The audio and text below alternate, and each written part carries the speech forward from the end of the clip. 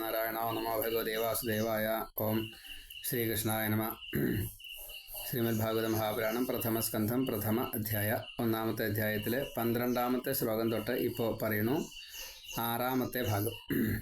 ഓം സൂത ജാനാസി ഭദ്രം തേ ഭഗവാൻ സാത്വതാംപതി ദേവക്യാം വസുദേവസ്യ ജാതോ യസ്യ ചികീർഷയാ തന്ന ശുശ്രൂഷമാണാനാം അർഹസ്യ അംഗാനുവർണിതും യസ്യ അവതാരോ ഭൂതാനാം ക്ഷേമായ ച ഭവായ ച. അല്ലയോ സൂത, ജാനാസി അറിയുന്നു, നിങ്ങളും അറിയുന്നു ഞാനും അറിയുന്നു എന്നതാണ് സ്വതേ. ഏതായാലും സൂത അങ്ങ് അറിയണം. എന്താ അറിയണത്? തേ അങ്ങേക്ക് ഭദ്രം, ഭദ്രം ഭവിക്കട്ടെ. എന്നിട്ടോ എന്താണ്? സാത്വതാം, സാത്വിക ബുദ്ധിയുള്ളവരുടെ പതിഹി, പാലകനായിട്ടുള്ള, അച്ഛനായിട്ടുള്ള, ഭർത്താവായിട്ടുള്ള, പതി എന്ന് പറഞ്ഞാൽ ശരിക്കും ഭർത്താവാണ്, ഭഗവാൻ ആ ശ്രീഹരി നാരായണൻ അനന്തപത്മനാഭൻ, യസ്യ ആ വിഷ്ണു, ആരുടെ യാതൊന്നിൻ്റെ ചികിത്സയ ആഗ്രഹം അനുസരിച്ച്. അപ്പോൾ ഇത് ഇങ്ങനെയാണ് ചെയ്യേണ്ടത് എന്ന് ഭഗവാൻ പറഞ്ഞിട്ടുണ്ട്. അപ്പോൾ അത് ചെയ്യാൻ വേണ്ടിയിട്ട് വസുദേവസ്യ, വസുദേവരുടെ, ദേവകി വസുദേവന്മാരുടെ, ആ ദേവകി വസുദേവന്മാരുടെ, ദേവയ്ക്കാം ദേവകിയിൽ ജാതഹ അവതരിച്ചു. അല്ലയോ സൂത, അങ്ങ് ജാനാസി നല്ലോണം അറിയണം. തേ ഭദ്രം, അങ്ങേക്ക് ഭദ്രം ഭവിക്കട്ടെ, എപ്പോഴും അങ്ങേക്ക് മംഗളം ഉണ്ടാവട്ടെ. സാത്വതാം പതിഹി, ഈ സാത്വികരായിട്ടുള്ള ഭക്തന്മാരുടെ ഭർത്താവായിട്ടുള്ള ഭഗവാൻ, ആ ഭഗവാൻ യസ്യ ചികീർഷയ, ആരുടെ ആഗ്രഹം കൊണ്ടാണോ അല്ലെങ്കിൽ എന്തൊക്കെ ചെയ്യാൻ വേണ്ടിയിട്ടാണോ വസുദേവസ്യ ദേവക്യാം ജാതഃ, വസുദേവരിൽ ഈ പുത്രനായിട്ട് ദേവകിയിൽ ഉണ്ണിയായിട്ട് പിറന്നത്. തത് അതിനെ ശുശ്രൂഷമാണാനാം, കേൾക്കാൻ ആഗ്രഹിക്കുന്ന, ശ്രോതും ഇച്ഛാ ശുശ്രൂഷ, അപ്പോൾ കേൾക്കാൻ ആഗ്രഹിക്കുന്നതായിട്ടുള്ള നഹ ഞങ്ങളോട്, അംഗ അല്ലയോ പൂജ്യ. അംഗ എന്ന് വെച്ചാൽ ഇതിൽ ഒരു പ്രധാനപ്പെട്ടതായിട്ടുള്ള അംഗം. ഇപ്പോൾ ഉത്തമാംഗം തല, ഉപാംഗം കയ്യും കാലൊക്കെ ഉപാംഗങ്ങളാണ്. അപ്പോൾ അതിലെ ഉത്തമാംഗം എന്ന കൂട്ടത്തിൽ ഇവിടെ ഉത്തമ എന്നത് ചേർക്കാൻ സ്ഥലമില്ല, അതുകൊണ്ട് അങ്ങനെ പറഞ്ഞു തന്നെയുള്ളൂ. അംഗ, അങ്ങ് ഇതിൽപ്പെട്ട ഒരാളാണല്ലോ. ഞങ്ങളിപ്പോൾ വക്താവും ശ്രോതാവും തമ്മിൽ വ്യത്യാസമൊന്നുമില്ല. പക്ഷെ നമ്മളതിൻ്റെ ഭൗതികമായിട്ടുള്ള ചില കാര്യങ്ങളൊക്കെ പറയുമ്പോൾ വ്യത്യാസങ്ങളുണ്ട്. അപ്പോൾ ആ വ്യത്യാസത്തിനനുസരിച്ച് ഇവിടെ അതിൻ്റെ ഒരു വിശകലനത്തിൻ്റെ ആവശ്യമില്ല. അല്ലയോ അംഗ. അപ്പോൾ നമ്മൾ സാധാരണഗതിയിൽ മാക്സിമത്തിൽ ആണ് അങ്ങനെ ഒരു സംബോധന ചെയ്യുമ്പോൾ ചെയ്യുക. അതുകൊണ്ട് വ്യാഖ്യാനവും അങ്ങനെ തന്നെ പറഞ്ഞു.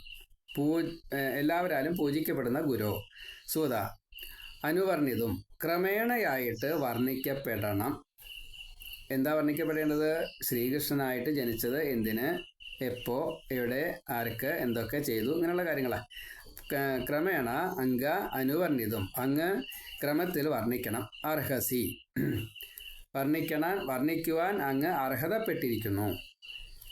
അവിടെ വക്താവായിട്ടിരിക്കല്ലേ, അപ്പോൾ അത് നന്നായിട്ട് തന്നെ വർണ്ണിച്ചു തരണം. യസ്യ ആരുടെ അവതാരഹ അവതാരമാണോ ഭൂതാനാം ഈ പ്രാണിവർഗങ്ങൾക്കൊക്കെ ക്ഷേമായ ക്ഷേമത്തിനായിക്കൊണ്ട്, എന്താണോ കിട്ടേണ്ടത് അത് കിട്ടാനായിക്കൊണ്ട്, അത് ഏറ്റവും നല്ല രീതിയിൽ കിട്ടാനായിക്കൊണ്ട്, സാത്വിക ഭാവത്തിൽ കിട്ടാനായിക്കൊണ്ട്, ഭവായച്ച മാത്രമല്ല എല്ലാ അർത്ഥത്തിലും. ഭവായ എന്നുള്ളത് അനവധി അർത്ഥങ്ങളാണ്. അതിൽ രണ്ടർത്ഥം പറയാം. ഒന്ന്, ഈ ഭവരോഗം, സംസാരം, അത് തീർക്കാൻ വേണ്ടിക്കൊണ്ട്, അതേപോലെ തന്നെ ഇഹ അഭ്യുന്നതി കിട്ടാൻ വേണ്ടിയിട്ട്, അതേപോലെ തന്നെ ഈ ഭാവത്തിൽ നിന്നും മോചനം നേടാൻ, നിശ്രേയസം കിട്ടാൻ വേണ്ടിയിട്ട്, മുക്തി കിട്ടാൻ വേണ്ടിയിട്ട്. അപ്പോൾ ഇഹസുഖവും അതേപോലെ തന്നെ ക്രമേണയുള്ള അഭിവൃദ്ധിയും മാത്രമല്ല വൈരാഗ്യമുണ്ടായിക്കൊണ്ട് മുക്തിയിലേക്കും. ഇപ്പോൾ ഭുക്തി കിട്ടി, ഭുക്തി പോരാ, ബുഭുക്ഷ പോരാ, മുമുക്ഷ ആണ് വേണ്ടത്, മോക്തും ഇച്ഛയാണ് വേണ്ടത്. ബുഭുക്ഷ എന്നുള്ളത് ഭോക്തും ഇച്ഛയാണ്. ഭോക്തൃ ഇച്ഛയാണ് ഇപ്പം നമുക്കുള്ളത്. അത് കാണണം, ഇത് കേൾക്കണം, അത് കഴിക്കണം, അതങ്ങനെയാവണം, ഇത് ഇങ്ങനെയാവണം. നമ്മളൊക്കെ നിയമം പറയുന്നവരാ. അത് വല്ലാതെ കുറച്ച് അധികമാണ് ഇപ്പോൾ കലികാലത്തിൽ. അങ്ങനെയാണത്രേ. ഞാനാണല്ലോ കേമൻ, നിങ്ങളൊക്കെ അങ്ങനെയാണ്. ഞാൻ കേമൻ, നിങ്ങളൊക്കെ ചെറിയവര്. അങ്ങനെയാണ് എല്ലാവരുടെയും ധാരണ. അപ്പോൾ അത് വലിയൊരു അബദ്ധമാണ്. ഇവിടെ പറഞ്ഞു വന്നത് ഭവായ ച എന്നാണ്. അപ്പോൾ എങ്ങനെയാണത്? ഇത് മറികടക്കാൻ വേണ്ടിയിട്ട് എന്നാണ്. കാരണം ഇത് കൂടുതൽ കിട്ടിക്കഴിഞ്ഞാൽ നമ്മൾ അതിൽ ആസക്തരാകും, ഭഗവാനെ വിടും. അപ്പോൾ ഭവമോക്ഷായ ച എന്ന് വേണം എടുക്കാൻ. അങ്ങനെ ആയാലേ അത് ശരിയാവുള്ളൂ. ഭവമോക്ഷായ ച. അപ്പോൾ നമ്മൾ ആ ശ്ലോകമാണ് വായിക്കുമ്പോൾ ഈ അർത്ഥമൊന്നും നമ്മൾക്ക് കിട്ടില്ല. അതുകൊണ്ടാണ് അത് പോരാ എന്ന് പറയാനുള്ള കാരണം. ഇവിടെ ഇപ്പം എന്താ ഭവായ ച എന്നേ പറഞ്ഞിട്ടുള്ളൂ. അതിന് വ്യാഖ്യാതാവ് അർത്ഥം കൊടുത്തത് അഭിവൃദ്ധിക്കായിക്കൊണ്ടും എന്നാണ്. അതല്ല, നമ്മുടെ ഉദ്ദേശം എന്താ? ഭവമോക്ഷായ ച എന്നാണ്. വൈരാഗ്യം വന്നാലേണ് ഈ മോക്ഷം കിട്ടുള്ളൂ. അപ്പോൾ വൃദ്ധി ഉണ്ടായാലാണ് വൈരാഗ്യം, വൃദ്ധി ഉണ്ടായാലേ അനുഭവിക്കാൻ പറ്റൂ, അനുഭവിച്ചാലേ വൈരാഗ്യം കിട്ടുള്ളൂ. അതുകൊണ്ട് അഭിവൃദ്ധിക്ക് എന്ന് എഴുതിയതാണ്. അപ്പോൾ ഭവമോക്ഷായ ച എന്ന് എടുക്കണമെങ്കിൽ ഇതിൻ്റെ ഈ 3 ഘട്ടങ്ങളും കഴിഞ്ഞാലേ കിട്ടൂ എന്ന് അറിഞ്ഞാലേ അത് എടുക്കാൻ പറ്റുള്ളൂ. അപ്പോൾ ചിലത് എനിക്കറിയാം, അതെന്താ അത്ര പറയാനുള്ളത്? അപ്പം നിസ്സാരവൽക്കരിക്കും. അങ്ങനെ നിസ്സാരമാകുമ്പോഴാണ് ഇപ്പോൾ ഇതിങ്ങനെ കേട്ടുകൊണ്ടിരിക്കുമ്പോഴേ ഒന്നും പറയാനില്ലല്ലോ എന്ന് പറഞ്ഞിട്ട് ഇതിന്ന് ഡിലീറ്റ് ആയിട്ട് പോണത് ആൾക്കാർ. അപ്പോൾ നിങ്ങളതൊന്നും ശ്രദ്ധിക്കണ്ട. കേൾക്കുന്നവർ അതിനെ ശ്രദ്ധിച്ച് കേൾക്കുക. അതിൽ ചിലതുണ്ട്, അതാണ്. പിന്നെ ചിലർ ഈ മറ്റിച്ച് പറയും, അയാൾക്കൊന്നും അറിയണ്ടാവില്ല കേട്ടോ എന്ന് പറയും. അപ്പം ശരിയാ, കാരണം ഇത് ഉൾക്കൊള്ളാൻ പറ്റിയില്ല. അപ്പം അങ്ങനെ ആവരുത്. ഭവായ എന്ന് ഉദ്ദേശിച്ചത് ഭവമോക്ഷായ എന്നാണ്. സൂത ജാനാസി ഭദ്രം തേ ഭഗവാൻ സാത്വതാം പതിഹി ദേവക്യാം വസുദേവസ്യ ജാതഃ യസ്യ ചികീർഷയ തത് നഹ ശുശ്രൂഷമാണാനാം അർഹസി അംഗ അനുവർണിതും യസ്യ അവതാരഃ ഭൂതാനാം ക്ഷേമായ ച ഭവായ ച. ഇപ്പോൾ ഇവിടെ സൂത സംബോധന ചെയ്തു. ജാനാസി, അങ്ങക്ക് എല്ലാം അറിയാം. മാത്രമല്ല അറിയുന്നു. ഭഗവാന്റെ അനുഗ്രഹം ഉണ്ട്, അതുകൊണ്ടാ. ഗുരുവിൻ്റെ അനുഗ്രഹം ഉണ്ട്, അതുകൊണ്ടാ. അങ്ങക്ക് ഭദ്രം ഭവിക്കട്ടെ. തേ ഭദ്രം. അത് തരാൻ ഞങ്ങൾക്ക് കഴിവുണ്ട്. ബ്രാഹ്മണരാ, യമനെ ആഹ്വാനം ചെയ്തിട്ടുണ്ട്. അത് കാരണം പേടിക്കാല്ല. പിന്നെയോ ഭഗവാൻ സാത്വതാംപതിയായിട്ടുള്ള ഭഗവാൻ സാത്വതാംപതിയായിട്ടുള്ള ആ ഭഗവാൻ, സജ്ജനങ്ങളുടെ ഭർത്താവായിട്ടുള്ള ഭഗവാൻ. അപ്പോൾ സ്ത്രീകളുടെ ഭർത്താവല്ല, ആണുങ്ങളുടെ ഭർത്താവ് തന്നെയാണ്. ഭരിക്കുന്നയാളാ ഭർത്താവ്, അതുകൊണ്ടാണ്. ദേവയ്ക്കാം വസുദേവർക്ക് ദേവകിയിൽ ജാതഃ ജനിച്ചതായിട്ടുള്ള യസ്യ ആരുടെ ഭഗവാന്റെ ചികീർഷയ, ഭഗവാന്റെ ഇച്ഛയ്ക്കനുസരിച്ചാണ് അവിടെ ചെയ്യാൻ എന്താണോ ഉദ്ദേശിക്കുന്നത് അത് ചെയ്യാൻ വേണ്ടിയിട്ട്, ഈ ഭക്തന്മാരുടെ ആഗ്രഹത്തെ നിറവേറ്റാൻ വേണ്ടിയിട്ട് അനവധി ഉദ്ദേശങ്ങളുണ്ട് അവിടെ. സത്യം വിധാതും നിജഭൃത്യഭാഷിതം എന്ന് നരസിംഹാവതാരത്തിൽ ആ ശ്ലോകം കാണാം. എന്ന കൂട്ടത്തിൽ ഈ ചികീർഷയ എന്നുള്ള വാക്കിന് ഇത് മുഴുവൻ അർത്ഥം. ആരുടെ ചികീർഷ? എന്താ ഉദ്ദേശിക്കേണ്ടത്? എന്താ നടത്തേണ്ടത്? ആഗ്രഹിച്ചത് നടത്തുക, നിർവഹിക്കുക എന്നതാണ് അതിൻ്റെ സാരം. എന്താ ആഗ്രഹിക്കുന്നത്? ഭക്തന്മാരുടെ ആഗ്രഹമുണ്ട്, അത് നിറവേറണം. ഭഗവാൻ കൊടുത്ത അനുഗ്രഹ വാക്കുണ്ട്, അത് നിറവേറണം. ഇവിടെ സാത്വികരായിട്ടുള്ള ജനങ്ങളുടെ സംരക്ഷണം അത് വേണം, പാലകനാണ്. അതേപോലെ ദുഷ്ടരുടെ മൃത്യു അല്ലെങ്കിൽ വധം, അവരുടെ നാശം, ദുഷ്ടതയുടെ നാശം, അതൊക്കെ വേണം. അപ്പോൾ അനവധി ചികിത്സകളാണ് ഭഗവാന്റെ ചികിത്സകൾ അനവധിയാണ്. അത് ഞങ്ങളോട് ഈ ശുശ്രൂഷമാണാനാം, ഞങ്ങളിത് കേൾക്കാൻ ആഗ്രഹിക്കുന്ന ശ്രദ്ധധാനാനാം, ശ്രദ്ധയോട് കൂടിയിട്ടിരിക്കുകയാണ്. അങ്ങനെയുള്ള ഞങ്ങളോട് അത് വക്തും അർഹസി, അങ്ങ് അത് പറയാൻ അർഹത നേടിയിരിക്കണോ അല്ലയോ അങ്ങ് ഇപ്പോൾ പൂജ്യസ്ഥാനത്ത് ഗുരുസ്ഥാനത്തിരിക്കണം. അത് എങ്ങനെ വേണം? യസ്യ അവതാര കഥ ലീലാകഥാദി എന്ത് ചെയ്യണം? അനുവർണിതം, ക്രമേണയായിട്ട് പറയുക തന്നെ വേണം. എങ്ങനെ? വർണ്ണിച്ച് പറയണം. വെറുതെ പറഞ്ഞാൽ പോരാ, വർണ്ണനയോട് കൂടിയിട്ട് പറയണം. പിന്നെയോ യസ്യ അവതാരഃ, ആരുടെ അവതാരം? ഭഗവാൻ ഹരി നാരായണന്റെ അവതാരം ശ്രീകൃഷ്ണനായിട്ട്. ഭൂതാനാം, ഈ ഭൂതജാലങ്ങൾക്ക് മുഴുവൻ, ജീവജാലങ്ങൾക്ക് മുഴുവൻ, മനുഷ്യരാശിക്ക് മാത്രമല്ല എല്ലാവർക്കും, ഭൂതാനാം ക്ഷേമായ, അവരുടെ ക്ഷേമത്തിന് വേണ്ടിയിട്ട്, യോഗവും ക്ഷേമവും. യോഗം എന്നുള്ളത് ഭഗവാനുമായിട്ട് യോജിക്കൽ, അല്ലെങ്കിൽ എന്തിനെയാണോ യോജിക്കേണ്ടത് അത്. യോഗം എന്നുള്ളത് ഇവിടെ ഭഗവാനുമായിട്ട് യോജിക്കൽ എന്ന് വെച്ചാൽ ഭക്തനാക്കൽ.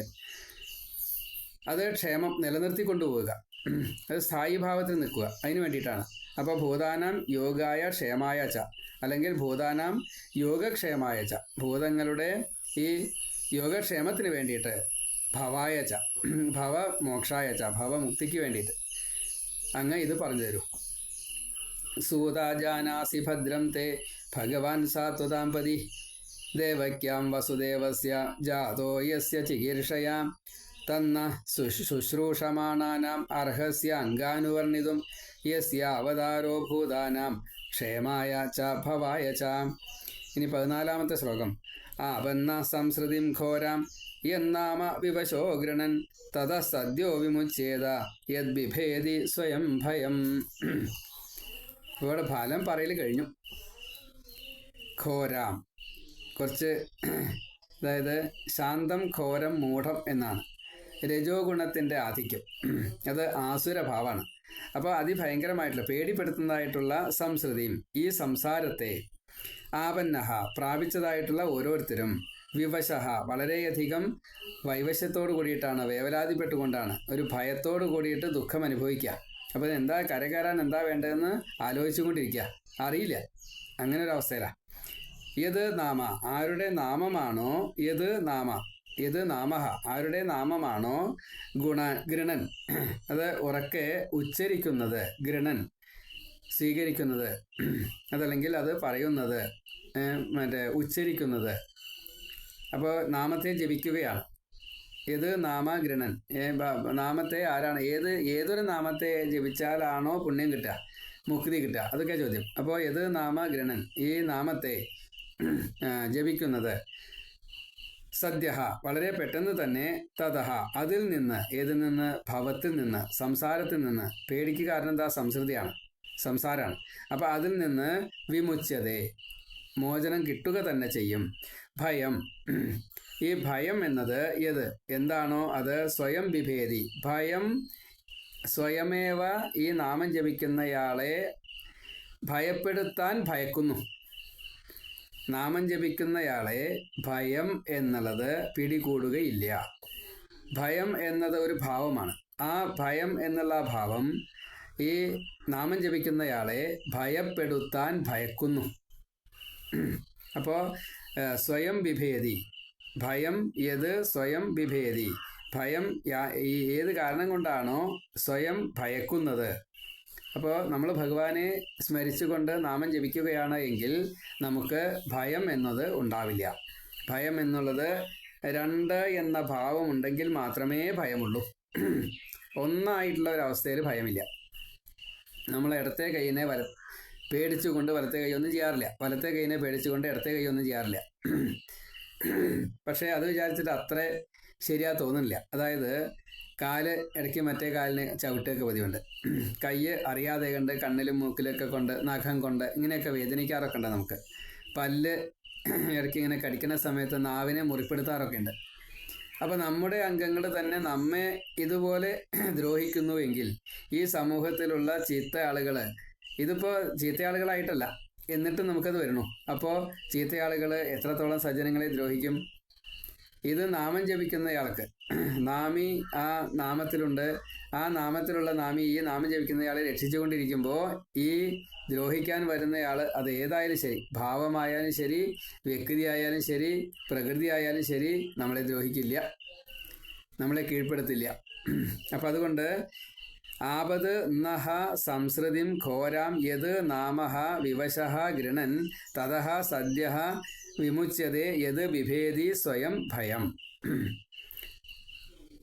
ആപത് നഹ, നമുക്ക് അങ്ങനെ ഒരു ആപന്ന പ്രാപിച്ചതായിട്ടുള്ള, ആപത് നഹ എന്നല്ല കേട്ടോ, ആപത് നഹ എന്നല്ല, ആപന്നഹ. അതാണ് നമ്മൾ ചിലപ്പോൾ അബദ്ധം വരും, നോക്കാണ്ട് പറയുമ്പോൾ ആപന്നഹ പ്രാപിച്ചയാള്, എന്നാണ് സാരം. അപ്പോൾ അവിടെ എത്തിയതായിട്ടുള്ള ഒരാൾ അവന്നഹ സംസതിയും, എന്താ സംസതിയും? സംസാരത്തെ. അപ്പം നമ്മൾ ഇപ്പം നമ്മൾ സംസാരിച്ചുകൊണ്ടിരിക്കുകയാണ്. ഇത് നമുക്ക് ഇപ്പം നമ്മൾ സംസാരിച്ചുകൊണ്ടിരിക്കുകയാണെന്നുള്ള ബോധം നമുക്കുണ്ട്. അതുകൊണ്ട് ഘോരാം, ഇത് ഘോരവുമാണ്, രജോ ഗുണം തന്നെയാണ്, കുറച്ച് പേടിപ്പെടുത്തുന്നതാണ്. ഏത് നാമ, അങ്ങനെയുള്ള നമ്മൾ ഏതൊരു നാമമാണോ വിവശൻ ഗൃണൻ, കുറച്ചൊരു വിഷമത്തോട് കൂടിയിട്ട് ഭഗവാനെ എനിക്ക് രക്ഷപ്പെടാൻ പറ്റുന്നില്ലല്ലോ എന്ന ഒരു ദീനഭാവത്തോട് കൂടിയിട്ട്, അതേപോലെ അനന്യ ശരണാഗതിയോട് കൂടിയിട്ട് ജപിക്കുന്നത്, തതഹ ആ സമയത്ത് അപ്പോൾ തന്നെ സദ്യ വിമുച്യതേ, നമ്മൾ മോചിതരാകുന്നു. ഏതിൽ നിന്ന് മോചിതരാകുന്നു? ഈ സംസൃതി ആപന്നഹ, ഈ സംസാരത്തിൽ പ്രാപിച്ചതായിട്ടുള്ള, പെട്ടുപോയതായിട്ടുള്ള നമ്മൾ, അത് നമ്മുടെ ആപത്ത് തന്നെയാണ്. ആപത്ത് നഹ, അത് നമ്മുടെ ആപത്ത് തന്നെയാണ്. ആപന്നഹ എന്നുള്ളതിൻ്റെ അർത്ഥം ഇതിൽ കൊടുത്തിരിക്കുന്നത് പ്രാപിച്ചവൻ എന്ന്, ശരി, പക്ഷേ അത് ആപത്ത് തന്നെയാണ്. ആ ആപത്തിൽ നിന്ന് നമുക്ക് രക്ഷ നേടണം. അതിനെന്തേ വേണ്ടൂ? നാമം ജപിച്ചാൽ മതി. അപ്പം അതുകൊണ്ട് നാമം ജപിക്കുന്ന ഒരാളുടെ ഈ മോചനം അത് ഭഗവാനാൽ സാധ്യമാവും.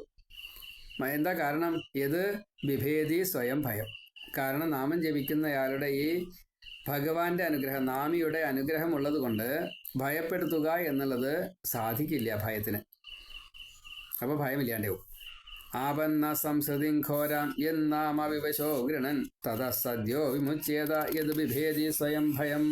അതുകൊണ്ട് പേടിക്കൊന്നും വേണ്ട, നാമം ജപിച്ചാൽ മതി, നമ്മൾ രക്ഷപ്പെടും. ഇനിയോ, യത് പാദസംശ്രയാഹ സൂത മുനയ പ്രശമായനാഹ സദ്യ പുനന്തി അപസ്പൃഷ്ടാഹ സ്വർധുന്യാപോനുസേവയാം. കുറച്ചൊരു പ്രയാസം. സൂത, അല്ലയോ സൂത, യത് പാദസംശ്രയാഹ, ആരുടെ പാദത്തെയാണോ ആശ്രയിക്കേണ്ടത്, ആശ്രയിച്ചിട്ടുള്ളത് അവരും, യത് പാദസംശ്രയാഹ, ആരുടെ പാദത്തെയാണോ ആശ്രയിച്ചിട്ടുള്ളത് അവർ, ആരുടെ പാദത്തെയാ? ഈശ്വരൻ്റെ, ഭഗവാന്റെ, വിഷ്ണുവിൻ്റെ പാദത്തെ ആശ്രയിച്ചിട്ടുള്ളവർ എന്ന് സാരം. പ്രശമായനാഹ, ശമനം ചെയ്യാൻ വേണ്ടിയിട്ട്, അതായത് ഈ ഇന്ദ്രിയ നിഗ്രഹം, അതേപോലെ തന്നെ മനോനിഗ്രഹം, ദേഹത്തിനെ കൺട്രോൾ ചെയ്യാം, അങ്ങനെയുള്ള മനോനിയന്ത്രണവും ദേഹനിയന്ത്രണവും, അതാണ് ശമദമം. അപ്പോൾ ഇവിടെ ശമത്തെ, ഈ മനസ്സിനെ നിയന്ത്രിക്കാൻ വേണ്ടിയിട്ട് ശരീരത്തെ ആശ്രയിക്കാതിരിക്കുക.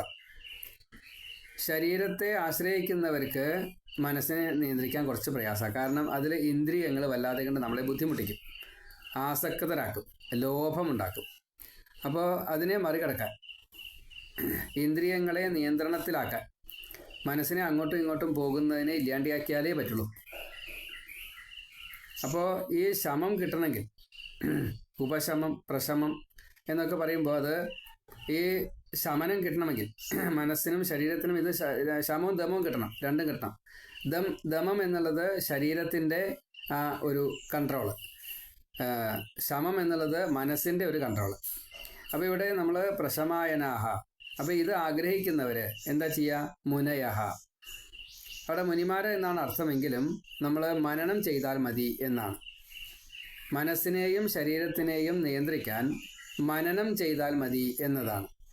അതെങ്ങനെയാണെങ്കിൽ, നമ്മുടെ ശരീരത്തിനെ വേദനിപ്പിക്കുന്നതായിട്ടുള്ള ഒരു ഭാവമുണ്ട് എന്ന് കൂട്ടാം, നമ്മുടെ ശരീരത്തിനെ അസ്വസ്ഥമാക്കുന്നുണ്ട് എന്ന് കൂട്ടാം. ആ ശരീരത്തിലുള്ള ഈ അസ്വസ്ഥതയ്ക്ക് കാരണമായിട്ടുള്ള അംഗത്തെയും അതിന് കാരണമായിട്ടുള്ള മറ്റെന്തിനേയും മറന്നുകൊണ്ട്, അല്ലെങ്കിൽ അതിനെ ഉപേക്ഷിച്ചുകൊണ്ട് വേറൊരു വിഷയത്തെ ധ്യാനിച്ചാൽ മതി, സങ്കല്പിച്ചാൽ മതി എന്ന് കൗൺസിലർമാർ പറയാറുണ്ട്. ഇപ്പം നമുക്ക് കയ്യുമ്പിൽ ചെറിയൊരു മുറി പറ്റി, നമ്മൾ അതിനെ തന്നെ വിചാരിച്ചിരിക്കുമ്പോൾ ആ വേദന ഇങ്ങനെ കൂടുക. അതിനെ മറന്നുകൊണ്ട് മറ്റൊരു വിഷയത്തിലെത്തുമ്പോൾ ഈ വേദന ഓട്ടോമാറ്റിക്കായിട്ട് അതിങ്ങനെ കുറഞ്ഞു കുറഞ്ഞു വരും.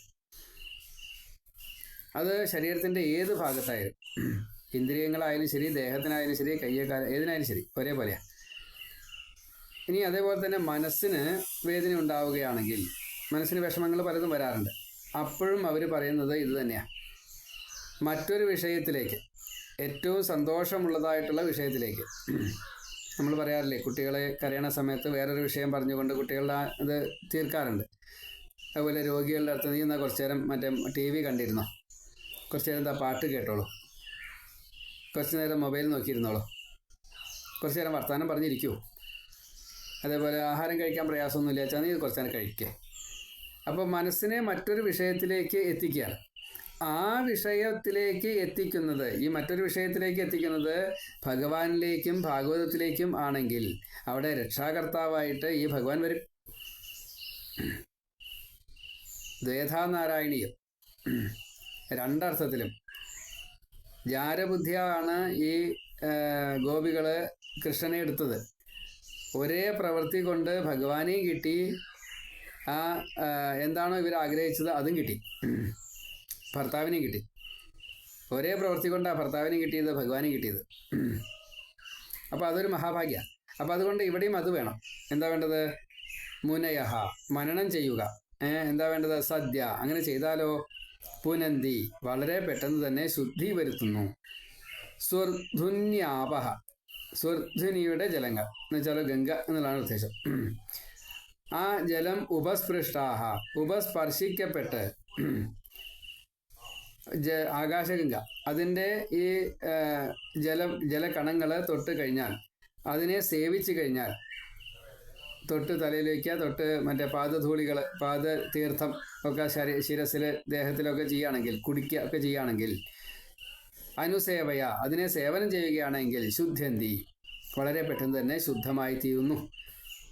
അപ്പോൾ ഭഗവത് പതിയായിട്ടുള്ള ഈ ഗംഗയെയും ഭഗവാന്റെ കഥയാകുന്ന ഈ ഗംഗയെയും ആരാണോ ആശ്രയിക്കുന്നത് അവർക്ക് വേഗം അത് മനനം ചെയ്യുന്നത്, അവർക്ക് വേഗത്തിൽ തന്നെ ശുദ്ധി കിട്ടും. അപ്പോൾ സജ്ജനങ്ങളുടെ ചേർച്ച ഗംഗാ സ്നാനത്തേക്കാൾ എന്ന് പറഞ്ഞിട്ടുണ്ട്. സ്വർധുന്യാപഹ ഉപസ്പൃഷ്ടാഹ അനുസേവയ ശുദ്ധ്യന്തി.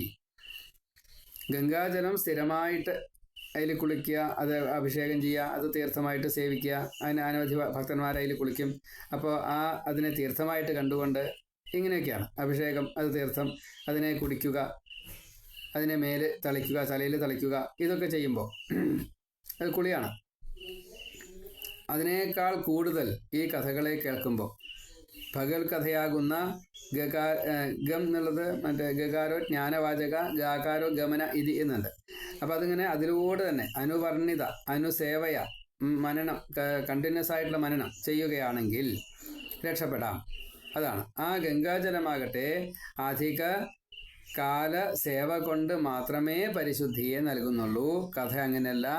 സജ്ജന സംസർഗം, കഥ കേൾക്കല് വളരെ പെട്ടെന്ന് തന്നെ നമുക്ക് മുക്തി കിട്ടുന്നു എന്നാണ്. യത് പാദ സംശ്രയാഹ സൂത മുനയഃ പ്രശമായനാഹ സദ്യ പുനന്തി ഉപസ്പൃഷ്ടാഹ സ്വർധുനി ആപഹ അനുസേവയ. അപ്പോൾ സ്വർധുനി ആപഹ അനുസേവയ, സ്വർധുന്യാപോനുസേവയ, സ്വർധുനി ആപഹ അനുസേവയ, സ്വർധുന്യാപോനുസേവയ, സ്വർധുനി ആപഹ. അപ്പോൾ സ്വർഗത്തിലുള്ള അതിൻ്റെ വെള്ളം, സ്വർഗത്തിൽ നിന്നും വന്നതായിട്ടുള്ള അതിലത്തെ വെള്ളം. ഇനി കുറച്ചും കൂടി അങ്ങോട്ട് കടന്ന് പറയണം, എന്നാലേ എങ്ങോട്ട് ആവുള്ളൂ തോന്നണം. ഗംഗ എന്നുള്ളത്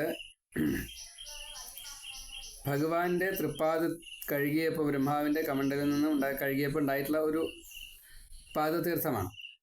അത് പ്രപഞ്ചം മുഴുവൻ നിറഞ്ഞ്, അതിൻ്റെ ഒഴുക്കിനെയൊക്കെ പറയുന്നുണ്ടെങ്കിലും ഒഴുകിയതിന് ശേഷം അത് എല്ലാ ദിക്കിലും നിറഞ്ഞു നിൽക്കണം. ജലമായിട്ടാവാം, കണമായിട്ടാവാം, നീരാവി പോലെയോ അല്ലെങ്കിൽ മറ്റതിൻ്റെ ഏതൊക്കെ ഭാവത്തിൽ വെച്ചാൽ ജലത്തിന് എല്ലാ ദിക്കിലും ജലത്തിന് പ്രവേശനമുണ്ട്. അപ്പോൾ ആ ജലത്തിൽ ഇപ്രകാരത്തിൽ എല്ലാ ദിക്കിലും നിറഞ്ഞു നിൽക്കുക എന്നൊരവസ്ഥയുണ്ട്. ആകാശഗംഗ ആകാശത്തു നിന്നും ഇങ്ങോട്ട് വന്നു എന്ന നിലയ്ക്ക്. അപ്പോൾ ആ വെള്ളം മാത്രമല്ല, വെള്ളത്തിൻ്റെ കണങ്ങൾ അങ്ങോട്ടും ഇങ്ങോട്ടൊക്കെ പോയിട്ടുണ്ട്. നമ്മൾ അന്തരീക്ഷത്തിൽ ഈർപ്പം, ഹ്യൂമിഡിറ്റി കാണാറുണ്ട്. അതൊക്കെ ഗംഗയാണ്. എന്ന കൂട്ടത്തിൽ നാം പറയുന്നതായിട്ടുള്ള ഈ വാക്കുകൾ അന്തരീക്ഷത്തിൽ ലയിച്ചു നിൽക്കണം. നാദമായിട്ട്, ബിന്ദുവായിട്ടും നാദമായിട്ടും ഓങ്കാരം. അപ്പോൾ ഇത് കഥകളാണ്. ഈ കഥകളിൽ ഭഗവത് സാന്നിധ്യമുണ്ടെങ്കിൽ ആ കഥ ഗംഗ തന്നെയാണ്, ഈ ജലകണമാണ്. അപ്പോൾ സ്വർഗത്തിൽ നിന്നും വന്നതായിട്ടുള്ള, പതിച്ചതായിട്ടുള്ള, അല്ലെങ്കിൽ ഉദ്ഭവിച്ചതായിട്ടുള്ള ആ ജലം അനുസേവയാ, എല്ലാ ദിവസവും അതിനെ കണ്ടിന്യൂസ് ആയിട്ട് സേവ ചെയ്യുന്നത്. അതേപോലെ തന്നെ ഈ ജലത്തെ സ്പർശിച്ചുകൊണ്ട്, ഈ ആകാശഗംഗയെ സ്പർശിച്ചുകൊണ്ട് അനവധി കാലം സേവനം ചെയ്താൽ മാത്രമേ, അനുസേവയ കണ്ടിന്യൂസ് ആയിട്ട് കുറേ ചെയ്താൽ മാത്രമേ, അവിടെ സ്വരത്തിനാണ്, അനുസേവയ മാത്രമേ കിട്ടൂ എന്നത് ഒരു വശം, അനുസേവയ മാത്രമേ കിട്ടൂ എന്ന് വേറൊരു വശം. അനുസേവ ചെയ്യണ്ടേ, സ്ഥിരമായിട്ട് ചെയ്യണ്ടേ, സ്ഥിരമായിട്ട് ചെയ്യുന്നവർക്ക് മാത്രമേ കിട്ടൂ. അപ്പോൾ ഭഗവാന്റെ കഥകൾ കിട്ടണമെങ്കിൽ എല്ലാ ദിവസവും പാരായണം ചെയ്യണം, എല്ലാ ദിവസവും കേൾക്കണം. സുവർഗത്തിൽ നിന്നും വന്ന് സുവർഗത്തിലേക്ക് തന്നെ പോകാനാണ് ഈ ജലം, ഈ ജ്ഞാനം, കഥ. അപ്പോൾ ഭഗവാന്റെ കഥകളും ഭഗവാന്റെ പാദതീർത്ഥവും ഒരേപോലെ അനുസേവനം ചെയ്യണം. പാദതീർത്ഥം അനുസേവ കൊണ്ട് മാത്രമേ കിട്ടൂ എന്നത് ഇതിൻ്റെ പ്രത്യക്ഷ വാച്യാർത്ഥം. കഥ കേട്ട് കഴിയുമ്പോൾ സജ്ജനങ്ങളുടെ ഈ സംസർഗം കൂടി ആവുമ്പോൾ വളരെ പെട്ടെന്ന് മുക്തി കിട്ടും എന്നുള്ളത് അതിൻ്റെ വാച്യാർത്ഥം. പക്ഷേ അത് ചെയ്യണം എന്നുള്ളത് നിയമം, അതിൻ്റെ വ്യംഗ്യാർത്ഥം. സദ്യ പുനന്തി, വളരെ പെട്ടെന്ന് തന്നെ, അപ്പോൾ തന്നെ പുത്തനാക്കി തീർക്കുന്നു, ശുദ്ധമാക്കി തീർക്കുന്നു. ഉപസ്പൃഷ്ടാഹ, തൊട്ട് കഴിഞ്ഞാൽ മതി, കേട്ടാൽ മതി, കണ്ടാൽ മതി, അത് കുടിച്ചാൽ മതി, കുളിച്ചാൽ മതി. അപ്പോൾ എന്തൊക്കെയാണ് കുടിക്കുക? കഥയെ എങ്ങനെയാണ് നമ്മൾ പാനം ചെയ്യുക? കേൾക്കുക, മനനം ചെയ്യുക. ഗംഗയെ എങ്ങനെയാണ് നമ്മൾ സ്വീകരിക്കുക? അതിൽ കുളിക്കുക, ആ വെള്ളം കൊണ്ട് അഭിഷേകം ചെയ്യുക, അത് പാദതീർത്ഥമായിട്ട് അല്ലെങ്കിൽ അഭിഷേക തീർത്ഥമായിട്ട് നമ്മൾ അതിനെ കുടിക്കുക, നമ്മുടെ ദേഹത്തിൽ അതിനെ തളിക്കുക. കഥകളെ നമ്മൾ കേൾക്കുക, മനനം ചെയ്യുക. ഭഗവാന്റെ ലീലയിൽ ഇപ്പം ഇത് കേട്ടാൽ മതി, ബ്രഹ്മാവ് ഭഗവാന്റെ പാദത്തെ കഴുകി, ആ തീർത്ഥമാണ് ഈ ബ്രഹ്മാണ്ടം മുഴുവൻ നിറഞ്ഞു നിൽക്കുന്നത്, ജലമായിട്ടും കണമായിട്ടും എല്ലാ ദിക്കിലും. എവിടെ ജലമുണ്ടോ അത് മുഴുവൻ ഗംഗയാണ്, എവിടെ ജലകണങ്ങളുണ്ടോ അത് മുഴുവൻ ഗംഗയാണ്. ജലമില്ലാത്തതായിട്ടുള്ള സ്ഥലം തന്നെ ഉണ്ടോ എന്നറിയില്ല, അഗ്നിയിലും കൂടി ഉണ്ട് അത്രേ, സൂര്യനിലുണ്ട്. കാണാൻ പറ്റില്ല, അനുഭവിക്കാൻ പറ്റില്ല. അതെങ്ങനെയാ ഇന്ന് കിട്ടുക അത് ചോദിക്കരുത്. കാരണം ഭൂമി വെള്ളത്തിൽ ലയിക്കുന്നു, വെള്ളം അഗ്നിയിൽ ലയിക്കുന്നു, അഗ്നി വായുവിൽ ലയിക്കുന്നു, വായു ആകാശത്തിൽ ലയിക്കുന്നു, ആകാശം അഹം തത്വത്തിൽ ലയിക്കുന്നു, അഹം തത്വം മഹത്തത്വത്തിൽ ലയിക്കുന്നു, മഹത്തത്വം ബ്രഹ്മത്തിൽ ലയിക്കുന്നു. അപ്പോൾ പ്രകൃതിയിൽ നിന്ന് മോചനം ഇങ്ങനെയാണ് ക്രമേണ വരിക. അപ്പോൾ അഗ്നിയിലും ജലമുണ്ട്. അപ്പോൾ എങ്ങനെയാണ് അത് ഉണ്ടാവുക? അത് നമുക്കറിയില്ല. ഇതൊരു അദൃശ്യം ശക്തിയാണ്, അത് ഭഗവത്വമാണ്, നമുക്കറിയില്ല. അപ്പം അതുകൊണ്ട് ഈ സ്വർധുനി ആപഹ അനുസേവയ മാത്രമേ കിട്ടൂ. സ്വർഗത്തിൽ നിന്നും വന്ന ഈ ആകാശഗംഗയുടെ വെള്ളത്തിൽ നമ്മൾ എല്ലാ ദിവസവും കുളിക്കുക, അഭിഷേകം ചെയ്യുക, തളിക്കുക, പാദതീർത്ഥമാക്കുക, പലതും കുടിക്കുക, കുളിക്കുക, എന്തൊക്കെയാ വെച്ചാൽ അതൊക്കെ അനുസേവ കൊണ്ട് മാത്രമേ കിട്ടൂ. കഥ കേൾക്കുമ്പോൾ വളരെ പെട്ടെന്ന് തന്നെ കിട്ടും. ഇതിനെയാണ് സമർത്ഥിച്ചത്. എങ്കിലും ഇത് രണ്ടും കണ്ടിന്യൂസ് ആയിട്ട് ചെയ്യണം, അത്രയേ ഉള്ളൂ. കാരണം എല്ലാ തരത്തിലും നമുക്ക് നമ്മിലേക്ക് ഈ പുറമേ നിന്ന് പലതും കയറി വരുന്നുണ്ട്. അത് കേൾവിയിലും ഉണ്ട്, ശരീരത്തിൽ പൊടിപടലാദികൾ ഉണ്ട്, അഴുക്കായിട്ടുമുണ്ട്. അപ്പോൾ രണ്ടിനെയും നമ്മൾ ശുദ്ധീകരിക്കണം, മനസ്സിനെയും ശരീരത്തിനെയും ശുദ്ധീകരിക്കണം. ശമവും ദമവും കിട്ടണം, രണ്ടും വേണം. അതിൽ എളുപ്പം ഈ കഥ കേൾക്കലാണ്. അപ്പോൾ ഗംഗാസേവയേക്കാൾ കൂടുതൽ പ്രാധാന്യം കഥയ്ക്കാണ്. കഥ കേട്ടുകൊണ്ടിരുന്നാൽ കുളിക്കാൻ പറ്റുമോ? അകവും പുറവും ശുദ്ധമാവണം. അപ്പോൾ ഗംഗയ്ക്ക് ഗംഗയുടെ സ്ഥാനം, അതേപോലെ തന്നെ കഥയ്ക്ക് കഥയുടെ സ്ഥാനം. അപ്പോൾ ഇവിടെ എന്താ പറഞ്ഞു വന്നത്? വളരെ പെട്ടെന്ന് തന്നെ സജ്ജനങ്ങൾ, ഭക്തന്മാർ ഭഗവാന്റെ കഥ പറയുമ്പോൾ ഈ മനസ്സിനെ വളരെ പെട്ടെന്ന് ശുദ്ധീകരിക്കുന്നത് കൊണ്ട് മനോമലം ഇല്ലാത്തൊരവസ്ഥ വരും. അത് കാരണം കൊണ്ട് ജീവന്റെ ശുദ്ധിയും കിട്ടും. അത് ഗംഗാസ്നാനം കൊണ്ട് ശരീരത്തെ ശുദ്ധീകരിക്കുന്ന പോലെ, ശരീരത്തിനെ ശുദ്ധീകരിക്കണം വെച്ചാൽ എന്നും വേണം. മനസ്സിനെ ശുദ്ധീകരിക്കാൻ അത് വേണ്ട. അതാണ് അന്വയം. മനസ്സിനെ ശുദ്ധീകരിക്കാൻ ഭഗവാന്റെ കഥ ഒരിക്കൽ കേട്ടാൽ മതി, അത് മനനം ചെയ്താൽ മതി. പക്ഷേ ശരീരത്തെ ശുദ്ധീകരിക്കാൻ എല്ലാ ദിവസവും ഗംഗയിൽ കുളിക്കണം, ജലത്തിൽ കുളിക്കണം. ജലം തൊട്ടുള്ള പലതിലും സ്നാനം പഞ്ചവിധം പ്രവർത്തം. മനസ്സിനെ ശുദ്ധമാക്കാൻ അത് വേണ്ട, ഭഗവാന്റെ കഥ കേൾക്കുകയേ വേണ്ടൂ, അതിനെ മനനം ചെയ്യുകയേ വേണ്ടൂ. അപ്പോൾ ഒരു തവണ കേട്ട് ഉറച്ചു വെച്ചാൽ പിന്നെ ഭഗവാന്റെ കഥ ഉണ്ടാവും നമ്മൾ കേൾക്കണ്ട. നമ്മൾ തന്നെ മനനം ചെയ്ത് നമ്മൾ തന്നെ പറഞ്ഞ് നമ്മൾ തന്നെ കേൾക്കും. അപ്പോൾ വേറൊരാൾ നിന്ന് കേൾക്കണ്ട, അത്രയേ ഉള്ളൂ. പക്ഷെ അനുസേവ വേണം, രണ്ടിനും അനുസേവ വേണം. ശമവും ദമവും നേടാൻ ഭഗവാന്റെ കഥകളും ഭഗവാന്റെ പാദതീർത്ഥവും. ശമം എന്നുള്ളത് മനസ്സ്, ദമം എന്നുള്ളത് ശരീരം. അപ്പം രണ്ടിനും തുല്യ പ്രാധാന്യമുണ്ട്. അത് ഗംഗ നിത്യം വേണം, വ്യത്യാസമില്ല. ജലം നിത്യം വേണം, ജലം എന്നല്ല, ജലം തൊട്ടുള്ള ഓരോന്നും നിത്യം വേണം. പക്ഷേ കഥ ഒരു തവണ കേട്ട് കഴിഞ്ഞാൽ നമുക്ക് ബുദ്ധി ഉണ്ടെങ്കിൽ അതിനെ നമ്മൾ സ്വീകരിച്ച് മനനം ചെയ്ത് കഴിഞ്ഞാൽ, ഇപ്പോൾ കൃഷ്ണായ വാസുദേവായ ഹരിയ പരമാത്മനെ പ്രണത ക്ലേശനാശായ ഗോവിന്ദായ നമോ നമ, നമുക്കത് പറയാൻ ഒരു പ്രയാസമില്ല. എല്ലാ ദിവസവും നമ്മൾ പറയണം. നീ വേണ്ട കൃഷ്ണ കൃഷ്ണ കൃഷ്ണ കൃഷ്ണ, നാരായണ നാരായണ നാരായണ. അതാണ് ഈ നാമത്തിലുള്ളത്. അപ്പോൾ നമുക്ക് പരസഹായമില്ലാതെ കണ്ട് ഈ കഥ കേൾക്കുമ്പോൾ ഒരു തവണ കേട്ടാൽ മുക്തി കിട്ടണു. പക്ഷേ മറ്റത് അങ്ങനെ കിട്ടില്ല. ഗംഗ എന്നുള്ളത് അഡീഷണൽ ആയതുകൊണ്ട്, ശരീരത്തിനെ ആയതുകൊണ്ട് നമ്മൾ അതിനെ വീണ്ടും നേടാൻ വേണ്ടിയിട്ട് ശ്രമിക്കണം. മറ്റു നമ്മിൽ തന്നെ ഉണ്ട്, രണ്ട് തമ്മിലുള്ള വ്യത്യാസം. അപ്പം അന്വയം അവിടേക്കാണ് പോവുക. ഈ ഗംഗാസ്നാനം എന്നുള്ളത് എല്ലാ ദിവസവും, അത് ദമം ആണ്. ദമത്തെ ഇല്ലാണ്ടേക്കാം, അതായത് ശമദമം നേടണം എന്നാണ്. ഈ ശരീരത്തിൻ്റെതായിട്ടുള്ള പ്രശ്നങ്ങൾ അതിനെ ഇല്ലാണ്ടേക്കാനാണ്. ശമം എന്നുള്ളത് മനസ്സിൻ്റെ ശമമാണ്. അപ്പോൾ അത് കഥ കേട്ടാൽ മതി, അപ്പോൾ ഭഗവാനെ കിട്ടും. അതാണ് യത് പാദസംശ്രയാഹ സൂത മുനയ പ്രശമായനാഹ സദ്യ പുനന്തി ഉപസ്പൃഷ്ടാഹ സ്വർധ്വന്യാപോനുസേവയാം.